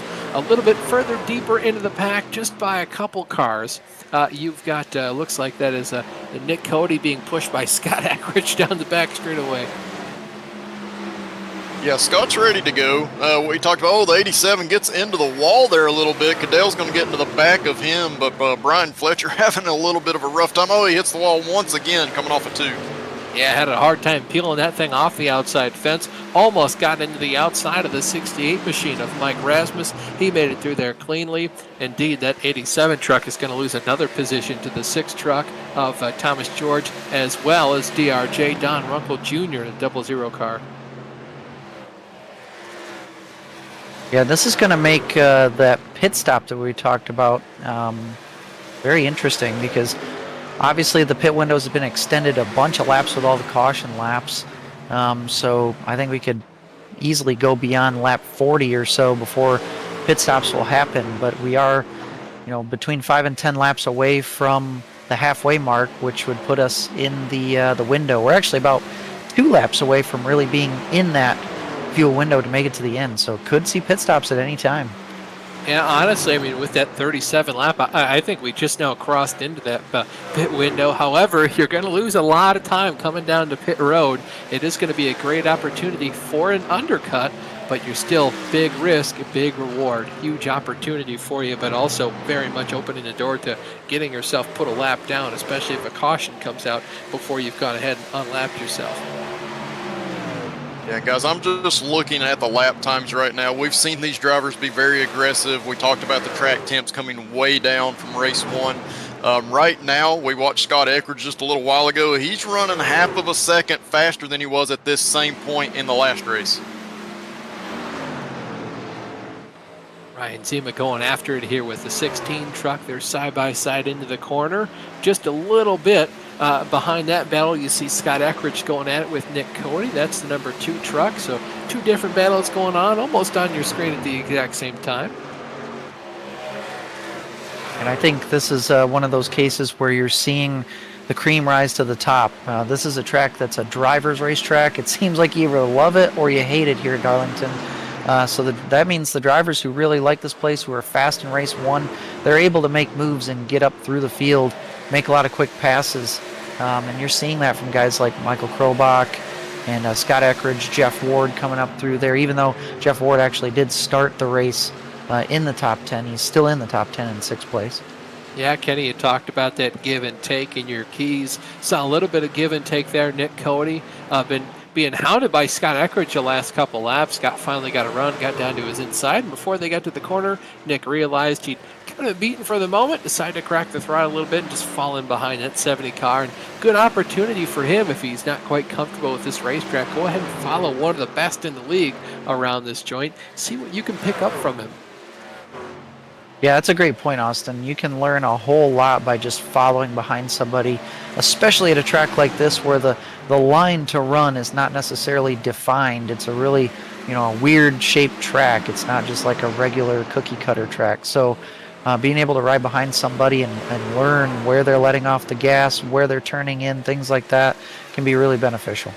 Yeah, even just the line they run, especially in turns 1 and 2. Turns 3 and 4 is kind of cookie cutter. It's very easy to understand where you got to go, but turn 1, it's such a finite area between speed and absolute death, or just being really, really slow through there. Clip the apron, drift all the way up out to the wall, and then almost get back down to just barely letting your left side tires touch that dashed white line to the inside. Just behind Nick Cody, 2 wide battle here. Mike Rasmus, Jonathan Cadell just ahead of them. You've got the 16, the 84, and now the 70 truck battling for position. That's for the 8th spot. Yeah, and Scott Eckridge is looking to continue to move forward. He's been pretty aggressive here. We've even seen his truck get out of shape from time to time because he's pushing so hard. And right now he's trying to get a run on Woody Mahan, but Woody Mahan's looking to make a move himself. Yeah, Woody Mahan got an even better run there off of turn number 2. He's going to clear himself around the 16 truck, goes high, a little bit of a slide job, and just like that, he's checking up the 16 truck there. You saw the 16 to Robert Barney have to lift just a little bit. That allowed for Scott Eckridge to get to his inside, and he's going to back off the corner just to allow Scott to go ahead and pull that slide job S move off going into turn number 1. That's going to check up Nick Cody, though. I'm sure he's pretty annoyed at that whole situation. And poor Mike Rasmus, he's already got a beat in nose. Yeah, definitely Mr. Consistency. Still having a good run, but that front nose is definitely not in good shape. Probably having a little bit of aerodynamic effects from that now that we're starting to get some laps on those tires, starting to get those tire temps up very high. Yeah, he might have a little bit more downforce in the corners, but that's probably hurting him big time as soon as they get to the end of these straightaways. We'll keep an eye on that battle, though, as time goes on. This is Michael Krobach looking to the inside here of Adam Jersky. This is for the 4th position, right here in turn 3 and 4. Guys, we got first front runner making a pit stop. It's Jeff Ward, and we've seen Jeff Ward make some interesting pit calls in the past, and we're definitely inside that fuel window, so he's going to take a risk here. Robert Barney also, you see him in the background there coming down pit road. The only downside about this is, for one, you're possibly going to go a lap down here and risk being caught a lap down. The second thing is we haven't seen the fall off that maybe we would have liked to see because of the fact that the tires have not been, they're not as old as what you would expect because of all the cautions. Yeah, you go ahead and take a look at what our leader, Colton Salick, is running for right now. The fastest lap time he has is a 29.8. So far, he's been putting down 30.9, so we've only seen a single second worth of fall off, and that does sound like a lot, but these tires are going to fall off about 2 or even 3 seconds if the run gets long enough. And again, that's A, aided by cooler temperatures, of course, racing at night, and B, almost half the laps we've run so far were under the yellow flag conditions behind the iRacing pace car. So really, to say we've gone 35 laps under green couldn't be more wrong. Yeah, the one thing that's working in Jeff Ward's favor, though, is he has come out in perfectly clean racetrack. So he's going to be able to put down some nice qualifying style laps here. Nick Cody, I believe, is coming down pit road right now. You see Zima there working on trying to make a pass there on the screen. But I think the more that some of the fast guys come down, it's going to start dragging other drivers down pit lane with them. Like, one good thing that for Colton Salick out front, he can wait a while. He has a 4-second gap just to second place, so he can be nice and easy about it. He can overcut if he wants to because he has that gap to play with. So, JR, let me ask you this. It's a pretty complex question, but just trying to gauge your thoughts on it. You know, if you're a driver like Jeff Ward, you just came down pit road and got your 4 fresh fuel goods on the truck. You come back out on the racetrack and you have clean air.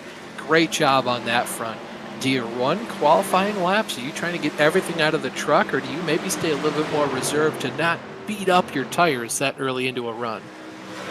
Well, yeah, he's going to have about 25 laps that he has to make these tires last. So you're going to run the truck appropriately for that, but absolutely you're trying to run as fast as you can in those opening laps without over-abusing those tires because that's where you're going to get the biggest gains. The other trucks that have not pitted, they're running 1.2 seconds slower than you are. You can make up a ton of time on those drivers. So, yeah, just in a couple of laps, he'll be able to pass as many as 10 or 12 drivers here and list those drivers start to pit.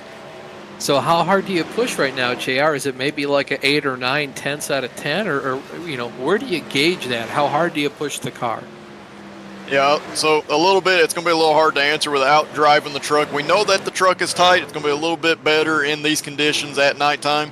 I would say right now you're pushing at about an 8.5 or a 9 on your opening laps. Because, like I said, you've got 25 laps to potentially go. If we get another caution, that'll change everything. But if we go green flag, he's going to have to make those tires last about 25 laps. Colton Salick now having to battle with a little bit of lap traffic. He's got DRJ, Don Ruckle Jr. just behind him. Don, of course, one of the drivers that's already come down pit road. He's going to get one of his laps back for right now. So Thomas George, he had to come down pit road a second time because it looked like he didn't see his pit box. He drove right on by it, and big group of drivers coming in at the same time here. But that'll take George out of the running as he had to come down a second time to get his service done. And it's very, very easy to do that. You think usually you're used to being, that chances are smack dab in the middle, at least, 5 pit stalls after maybe 5 pit stops before the beginning and end of pit road. And for Thomas George, he just won the last race, so he's got that first pit box on pit road. And there's a couple kinks in this pit road, JR, so sometimes it might be a little bit difficult to see where your pit box is, especially if you're one of the first drivers. Yeah, absolutely. It can be difficult to see through that A-pillar of the race truck as you're coming on pit road around some of those turns. Also, now that we're getting multiple trucks on pit road, it can be difficult to see your sign of a truck is parked right in front of your box. We're looking at Scott Eckridge. He just came out of the pits and looked like he, towed. So. He's out. Yeah, he just completely left the session. We'll have to take a look at that. Also, Colton Salick just came down pit road, got his service done. But the pit cycle's still not done and over with quite yet. Yeah, Mike Rasmus still out on the racetrack so far. He's got Jeff Ward just behind him on the racetrack. Not so much position-wise. There's should be about 10 other drivers that have yet to make their first pit stop of the day. And again, some of these drivers, they might have come down pit road in some of the earlier cautions. For instance, if you're already at the back of the field, JR, you might as well come down pit road just to put some extra fuel in that race truck so you don't maybe have to be forced to pit so soon as your competitors.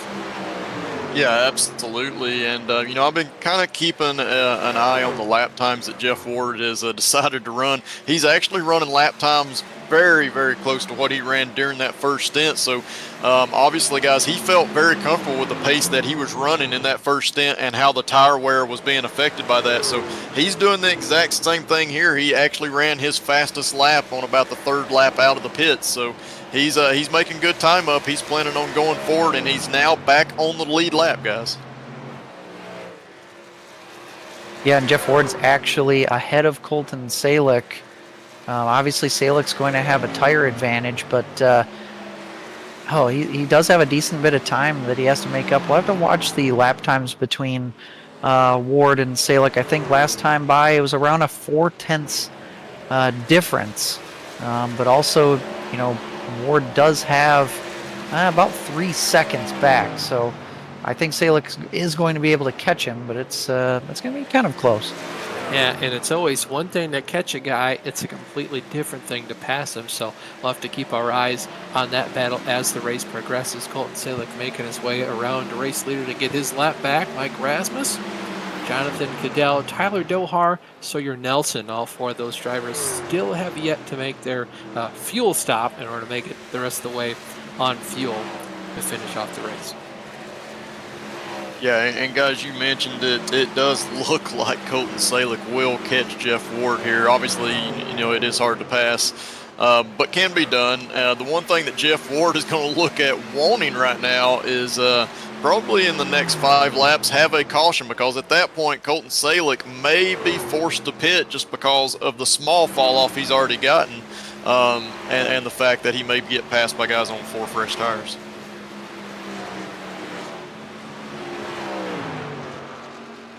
And interesting. Go ahead, Kenny. I was going to say, interesting enough, Colton Salick, even though he's got a few laps on his tires now, he's actually just put down his fastest lap of the race at a 29.769. So obviously Salick's running harder this run than he really ever had to in the first run, and now he's got that clean racetrack as well. You see there's the gap right there, and 0 traffic in between these two as well to help Jeff Ward in holding Colton back. So I think it's only a matter of time here. But I still like the call here from Jeff. Good chance that he'll still come away with a really good finish out of this one, as Michael Krobach is pretty much about 2/3 to 3/4 of a straightaway behind Colton Salick. Yeah, you see Mike Rasmus now down on pit road. Jonathan Cadell just announced that he'll be pitting this time by as well. So we should see Tyler Dohar down pit road at the same time. Yeah, and I do want to mention, you just mentioned the Mike Rasmus. Give a shout out to him for doing something different. He was on a different strategy there, tried to go as long as he possibly could, hoping that caution would come out. This time it doesn't work out for him, but always cool to see somebody take that chance. Yeah, and I'll be really interested to see just how far behind he is from Jeff Ward. So far, he's being scored in the 5th position. We'll have to keep our eyes on that. We'll see if he drops further and further down the timing sheets. I see on the SDK he's being scored in the 11th position, so I'll be interested how much time he can gain back as the race continues. Oh, we got a wreck. Almost. Oh, they're still bumping off of turn 4 here, guys. Look like Thomas George and Robert Barney getting together there, but they keep it going. Yeah, I'm not sure if that was one truck maybe getting loose coming off the corner, but you can hear the drivers obviously talking about what just went on. Yeah, and honestly, Robert got a little bit out of shape out of turn 4, and then I think it was kind of a netcode issue as you do have a battle for the lead. Not going to be a whole lot of a battle, but Jeff is going to hang on his door. I appreciate him for fighting, but Colton is going to make that pass. Nicely done by the 99. Yeah, good spirit there, trying to hold on for all you're worth there, but obviously Colton Salik's got a lot fresher tires, and you can see just how much tires mean on a racetrack like this, so abrasive. Yeah, absolutely. They mean a ton, especially at this point into a run. But the one thing is, Jeff Ward was not having a fantastic race. He had some issues at the beginning of this one that kind of set him back a few positions. So while this was not a race-winning call, this could be a really good finish call for him. He still has about 3 or 4 seconds back to the next spot, Michael Krobach, and then about 7 seconds back to the next truck there. So very well in play, a 3rd or 4th place finish here. We're now inside 10 laps to go. Colton Salik going to cross the start-finish line this time by to get the 9 to go. So definitely the race and the night winding down, as it were. Jeff Ward still in the 2nd position. He's about 1.1 seconds back. And how about Michael Krobach, guys, in the 3rd position, trying to bring home another podium finish. Oh, and we have a spin. Is that Cody again going around? Oh, yeah, and Cody. That's going to bring out another caution. Oh, Zima caught up in that too, a really fast driver. He was, I think, 2nd in the points. He was 2nd in the points coming into this race, so this week, I should say. So that might definitely be a huge factor for him. This is the replay. Jonathan Cadell looks like finished off that 2 car. Not quite sure if he was loose maybe before that. I like to. Oh, there you go. Is that who's that behind him? Jonathan Cadell, the 609 truck. So Cadell gets a run and just, I don't know if he just mistimed. Yeah, I mean, I don't know if he thought he was to the outside and just misjudged it, or if he just wanted to drive it in there and hit him. This might also be a little bit of payback for what happened at the beginning of the race. Those were the 2 drivers involved in that first caution. That's a good point, and I know over the comms, over the radio, Cadell was pretty hot multiple times in this race. Now, this is going to be a crazy pit strategy because it looks like some drivers are pitting in, others are staying out. It looks like Salik, Boniface, Jersky, Rasmus, Cadell, they're all staying out. Keese is staying out. Ward is the first car coming in. McQuistion, Barney, Mahan, Krobach, it looks like he took 2 tires. And I'm looking to see where Tyler Dohar is going to cycle into this, because luckily for him, he just made his pit stop from the lead and did not go a lap down. So Dohar is going to basically got a free pit stop and is going to leapfrog all the drivers who came down pit road, and he will restart. It looks to be 7th place. So all things considered, this pretty much worked out for Dohar. Yeah, I'm interested now, of the guys that pit, how many of them, how far can they get up through the field? I think Jeff Ward, he probably had the riskiest strategy there. He was going to be a 2nd place overall before, Jeff Ward, Yeah, he's still sitting there at the moment. We'll have to see what's going on there from his end. But I do want to point out, guys, also another driver that should be in a good sitting here is Mike Rasmus, Mr. Consistency. We talked about him going long on that last run. He's only got about 3.5 green flag laps on his tires. Now that means a little bit as far as lap time, but that should be enough for him to be able to stay up there and make a run in these last couple of laps here. Yeah, and I will say, go ahead, Cody. I was about to say also Cadell, he pitted 1 lap after Rasmus, and that could also be a factor into why that contact happened with him and Cody. Is Cadell had fresh tires, trying to make as much time as he possibly could. So those two drivers are going to be the freshest tires by about 7 to 8 laps among the rest of the top 5. Yeah, I will say too, best case scenario there for Jeff Ward. I guess he wanted to get his damage fixed. You saw he had a lot of damage, done to that truck under the accident that brought out the first caution. So that's the only reason I can think he would have stayed down on pit road for longer.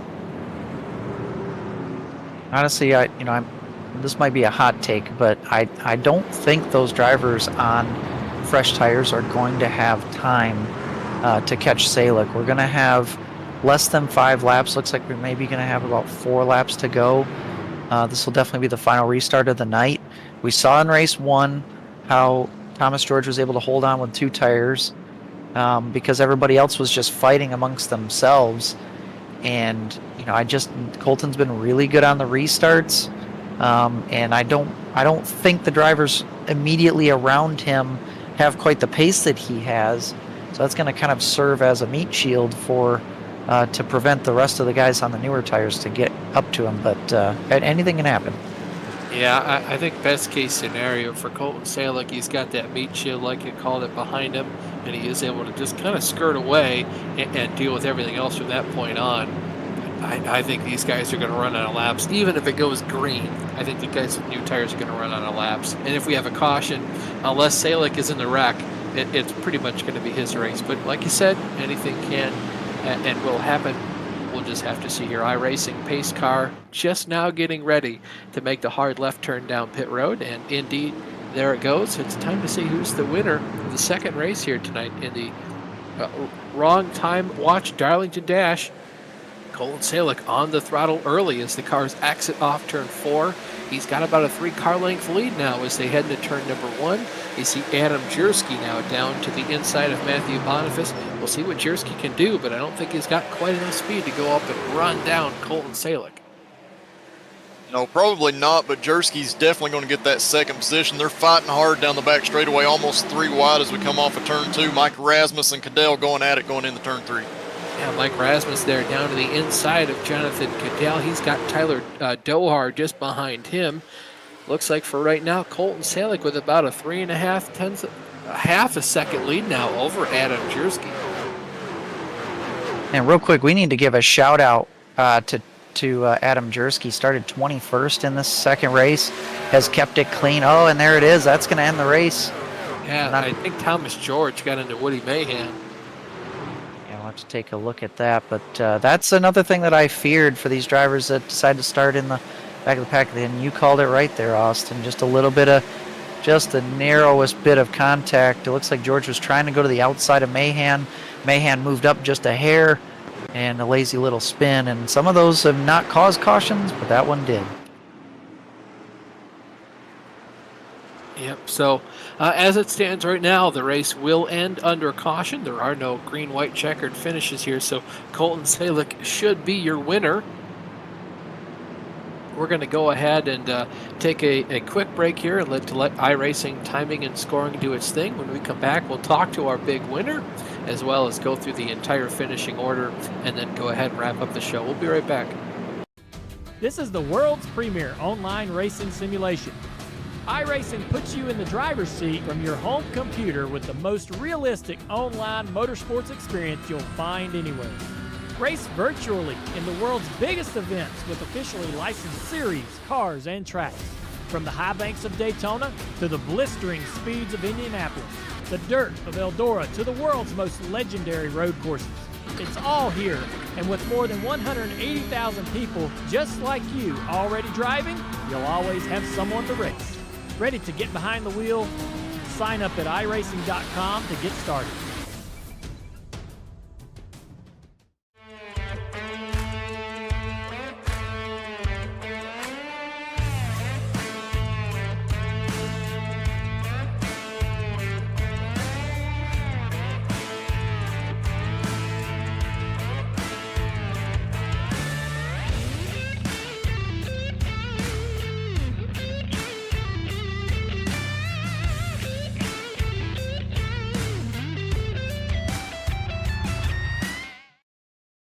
JR's gone again. Welcome back to Darlington Raceway. For the wrong time watch Darlington Dash, we're just now wrapping up race number 2 under caution, of course. And just the way with how things folded up to end the race, we're just going to go ahead and kind of switch up how we do the end of race procedure here. We're going to go ahead and bring in big winner Colton Salick and go ahead and interview him right off the bat. Colton, huge win for you. You are the first driver to win multiple races this season. It's got to feel pretty good. Yeah, it feels good, especially considering how last season went. I felt like I should have won a lot last year. I should have won this race last year, come to think of it. I don't know. I still remember that. I had a little flash of PTSD when the caution came out the way it did tonight. I don't know. I stuck with the same strategy as last time, just stay out and hope a caution falls or hope I had the speed. I think I actually had the tires that time to hold them off, but yeah, that played out exactly like last season at Darlington, and I'm just glad to come out on the right side of it this time. Yeah, very much. You had the tires at the end, but you definitely had a big opportunity to just wait and see what the overcut was going to do for you there. Did you know that Jeff Ward had brought his car down pit road, and it was a good couple laps that you had the opportunity to then come back and overcut him? What was going through your head at that point?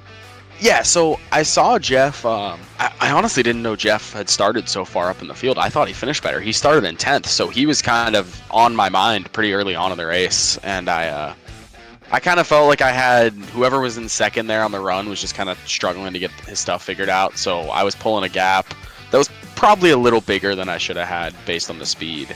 I think I was up to like 4 seconds or so. So I was kind of just paying attention. I had my spotter Ryan. I just had him kind of looking out for people coming to pit road. I saw Jeff come down in the mirror, so I basically just told Ryan, I was like, don't pay attention to me. I was like, just watch Jeff and give me lap times. So he was calling out like 29.7, 29.7. I knew realistically if I pit somewhere between 38 and 40, I'd come out about 2 to 4 seconds behind him, but I'd be about 6 or 7 tenths quicker. So I figured my only real worry was getting trapped a lap down there. I knew Jeff was really quick, but just he pitted from about 8 seconds behind me, so it was going to be really, really hard for him to get ahead of me on the tires, and then I still have any tires left. So he drove a great race. He did the best with what he could with the track position he had and the people slow in front of him. But yeah, I was definitely paying attention there. Yeah, for sure. Well, Colton, before we let you go, the floor is yours, man. Who do you want to thank for your win tonight? Yeah, first of all, I just want to thank Ryan Moran. Ryan spotted me tonight in the eNASCAR College Series. That's why I wasn't here for the first race tonight.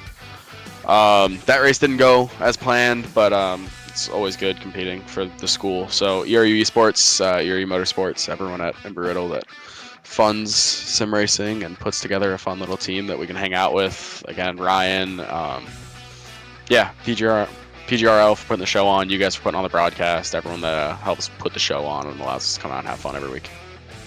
For sure. Well, Colton, thank you so much for your time, and congratulations on the win once again. Yeah, thanks, guys. That was Colton Salick, big winner here of race number 2. We'll go ahead and send it on down to Kenny. He's standing by right now with Tyler Dohar. I am, and Tyler, it shows that you pitted 7 times in this race tonight, but I know it wasn't obviously for a whole lot of damage. It was a lot of strategy played out there tonight, and you seemed to come out on top. Got a little bit lucky with that caution, almost too late to have your strategy play out. But just tell me how your race played out. You had a pretty quiet one, but ended up in a good spot at the end.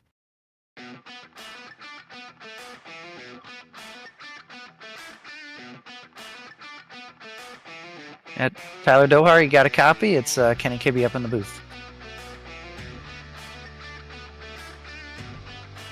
Well, he might have stepped away. This is kind of the risk that we take when I pull in a wild card. They're not always sitting at their computer.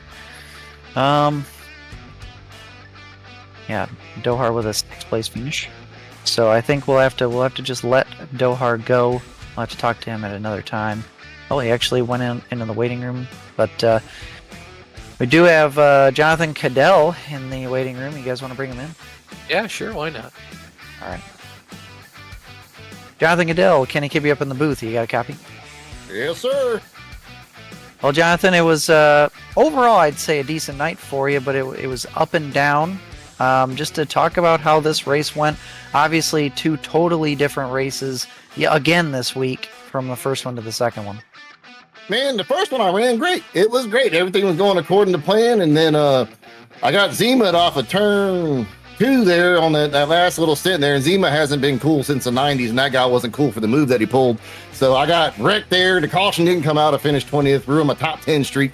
But then the second race, everything that could have went wrong. Caught up in lap 1, caught up in lap 5. Like this invert, it creates some calamity. Then I got some engine damage trying to pass somebody, and so I just ran along thinking, hey, we'll have a caution soon after, because it always happens, and we did. But it was because I caused it, because I caught somebody. I think it was Coates. His last name is Coate. I can't remember. But anyways, I called him, and he's like, I pay taxes on this entire track. So he used up all the lanes, and I hit him in the rear because, hey, man, I can't help physics. So I wrecked him. We got a caution. I had newer tires. I feel kind of guilty about it, but not really. And was able to get to the P3 there on the restart because some people didn't pit and had old tires, passed a couple before we got another wreck. Yeah, I mean, it was a good ending for you, at least tonight, and I'm not sure if it'll salvage your point lead or not. You'll at least be close, but talk about this new format in PGRL. It's totally different from last year. You got multiple vehicles. You got a totally different, venue schedule. How has that played into your hands so far to start the season? It was playing great up until that first race that we had. Man, on the second race, if you finish anywhere near the front, you have just got to let the chaos get out of the way before you even try. It's just, I mean, nothing against some of the slower guys, but having them up front and then the hungry guys that were used to being up front trying to get to the front, it's a lot going on. You have to really change up your strategy for race 2. I like it. I do. Maybe not the biggest fan of full field inverts. I do believe there should be a cutoff in invert, but I mean, that's not up to me. That's up to the league. But I like it. It's something different. We get to change it up every week between the Gen 4 and the trucks. It's definitely different than a lot of leagues, and most of the guys in here are pretty chill and fun to race with. So I think we can make it work. We still got some kinks to work out as far as, hey, maybe some of the slower guys up front, we don't necessarily need all of them up there. We need to cut off the invert, but for the most part, it's pretty cool. Yeah, it's been exciting to watch up in the booth as well. But third place in the second race tonight. Who would you like to thank for that run? Well, I'd like to thank Extreme Sim Racing. We got let's see my sponsors around here: Sim Magic, Shenandoah Shine, iRacing, iFlag. I got some Natty Light in my hand. I'm about to shotgun. All my viewers over here on twitch.tv/SteelHorseLive, my friends at Steel Horse Racing, and my mom and dad for that one night 39 years ago. Always got to thank them, because if it wasn't for them, this wouldn't be happening right now. So hell yeah, guys. Appreciate the broadcast. Hell yeah, brother. It's fun watching you every week. Well, we'll talk to you in the next one. Hell yeah. That was Jonathan. That was Jonathan Cadell, our third place finisher tonight. We'll send it back up to Austin, who's, I think we got the results finally figured out in this one. Yeah, I think iRacing finally sent him up here to the tower so we can go through them. Colton Salick, of course, big winner here tonight. And how about the finish from Adam Jersky as well? Always nice to see Adam Beef Jersky up there with the Cheesecake Emporium on the podium. Second place for him. Jonathan Cadell, that's the man Kenny just got done speaking to, finishes in third to round out that podium. Mike Rasmus, Mr. Consistency, once again showing why we gave him that nickname all those races ago last season. Matthew Boniface comes home to round out the top 5 with Tyler Dohar in the 6th position. Travis McQuistion finishes in 7th, followed by Michael Krobach in 8th with Robert Barney in 9th. Jeff Ward, a late strategy call for him trying to fix that damage. He finishes no better, no worse than where he started in the 10th position. DRJ Don Ruckle Jr. in a double O car comes home in 11th with Matt Taylor 12th, Ryan Keys in 13th, and Thomas George in 14th. Gael Brooks finishes in 15th, followed by Nick Cody in 16th and Woody Mahan in the 17th position. Sawyer Nelson comes home in 18th, followed by Ryan Zima in 19th and Brian Greenlee in 20th. Carson Obb finishes 21st, followed by Zach Olson in 22nd. Scott Eckridge finishes 23rd after an abrupt end to his night after he got done off pit road. Brian Fletcher in 14th. Paul Pepper 25th. Mark Cohn in 26th, followed by Brian Yasek 27th. Tyler Dolker 28th. Joe Hastert 29th. Isaiah Dupre, Chris Lanini round out the 31 car field. Guys, it was a calm race, and then it got hectic, and then it got more hectic, then it got more hectic, and then it calmed back down just before getting hectic once again. Yeah, absolutely, Austin. We've seen that. This is the third race in a row to start off the season where we've seen the first race be fairly calm. Drivers trying to take their time, figure out things, work together. By the time race 2 comes around, it's a lot more aggressive. And the drivers that were inverted had the good finish in race 1 coming from the back are really trying to come through the field. And there's just a big closing rate, big closing gap between the fast drivers and the slower ones that were inverted toward the front. So I think this being a tough racetrack that's narrow and hard to pass that anyway, I think this is going to be a lesson for these drivers moving into this season. If you want to have a good finish in race 2, you're going to have to be a little bit more patient and gauge what the slower drivers are doing around you to avoid the contact. If we can get these race 2 races cleaned out a little bit, I think we'll start to see some clear title contenders throughout the rest of the season. Yeah, I think quite a few drivers are just looking forward to getting out of Darlington and heading towards Auto Club Speedway for next week's race when we're back in the Gen 4 cars. And the one good thing there is that all these drivers will have a lot more space to run. There's multiple grooves. The track is one of the widest on the circuit, so that'll be a fun one to watch. But we've had kind of some, I don't want to call wild card races to start out the year, but Daytona obviously a wild card. Atlanta a lot more about the drivers, but Darlington in a way kind of turned into a wild card, at least race 2, just because of how wacky the strategy was and how topsy-turvy the field got because of all the cautions and some fast drivers also making mistakes. Remember, Scott Eckridge pulled out of the race early. Thomas George had that penalty, still able to get a halfway decent finish in 14th, but there's not really a defined favorite quite yet. Certainly isn't. Everything is still up in the air as far as I'm concerned. We'll be back live next Tuesday, as always, September 26th from Auto Club Speedway. That stream, of course, goes live at 8:50 p.m. Eastern Time. And then this Friday, we talked about it a little bit earlier on in the broadcast, September 22nd. The Bootleg Racing League has their shootout qualifier from Southern National Speedway.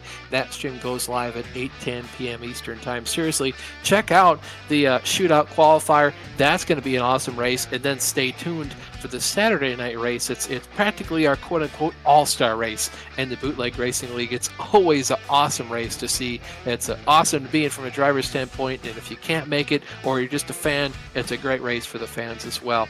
This has been a pretty good production of the Virtual Grip Network. On behalf of myself, Austin Belke, my booth mates Jer Shepard and Kenny Kibbe, as well as our director Ryan Seneker, thank you so much for watching and have a good night.